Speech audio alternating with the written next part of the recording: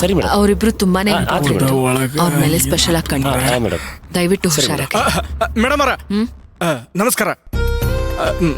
ಏನು ಕೆಲಸ ಮುಗೀತಾ ಇಷ್ಟ ಬೇಗ? ಮುಗೀತು. ಏನಿಲ್ಲ ಮೇಡಮ್ ಅವರ, ಬ್ಯಾಗ್ ಕೊಡ್ರಲ್ಲ. ಯಾಕೆ? ಏನಿಲ್ಲ, ನಿಮ್ಮ ಗಾಡಿ ತನಕ ನಾನೇ ಹಿಡ್ಕೊಂಡ್ ಬರೋಣ ಅಂತ. ಅದೇನಾದ್ರೂ ಅಕ್ಕಿ ಚೀಲನಾ? ಅದು ಅಲ್ದೆ ನನ್ ಬ್ಯಾಗ್ ನ ನೀವ್ಯಾಕೆ ಹಿಡ್ಕೊಂಡ್ ಬರ್ಬೇಕು? ಹಂಗೇನಿಲ್ಲ ಮೇಡಮ್ ಅವರ, ನೀವು ಜನಸೇವಾ ಮಾಡ್ತಿರಲ್ಲ, ನಾನು ಒಂದ್ ಸ್ವಲ್ಪ ನಿಮ್ ಸೇವಾ ಮಾಡೋಣ ಅಂತ. ಅದಕ್ಕ ನಿಮ್ ಬ್ಯಾಗ್ ನ ಗಾಡಿ ತನಕ ತರೋಣ ಅಂತ. ಸರಿ, ನೀವೇನ್ ಪೊಲೀಸ್ ಸ್ಟೇಷನ್ ಕಡೆ? ಮಂದಿ ತಾಪತ್ರಯ, ಹಂಗಾಗಿ ಬಂದೆ. ಏನ್ ತಾಪತ್ರಯ?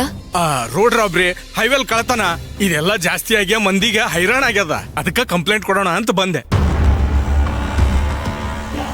ತೊಂದರೆಗೊಳಗಾದವ್ರು ಯಾರನ್ನಾದ್ರೂ ಕರ್ಕೊಂಡ್ ಬರೋದಲ್ವಾ? ಸ್ಟೇಷನ್ ಅಂದ್ರ ಮಂದಿಗೆ ಅಂಜಿಕೆ, ಅದಕ್ಕ ನಾನ ಬಂದೇನೆ. ನಾ ಇರೋದ ಜನರಿಗಾಗಿ, ಜನರೇ ದೇವ್ರು.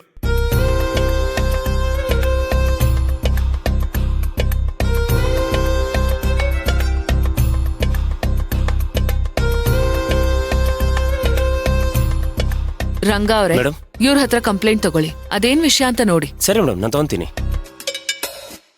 ಇನ್ಸ್ಪೆಕ್ಟರ್ಗೆ ರೋಡ್ ರಾಬರಿ ಬಗ್ಗೆ ನಾನು ಹೇಳ್ತೀನಿ. ಆತ್ರಿ ಮೇಡಮ್.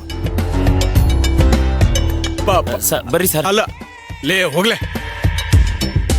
ಥೋ, ಅವ್ರ ಕೈಗೆ ಸೇರ್ಬೇಕಾದಿದ್ದು ಪಲ್ಲವಿ ಬ್ಯಾಗ್ ಸೇರ್ತು. ಅವ್ರ ಮಾತ್ರ ನನ್ ಸುಮ್ನೆ ಉಳ್ಸಂಗಿಲ್ಲ. ಏನಪ್ಪಾ ಮಾಡ್ಲಿ ಈಗ? ಏನ್ ಮಾಡ್ಲಿ?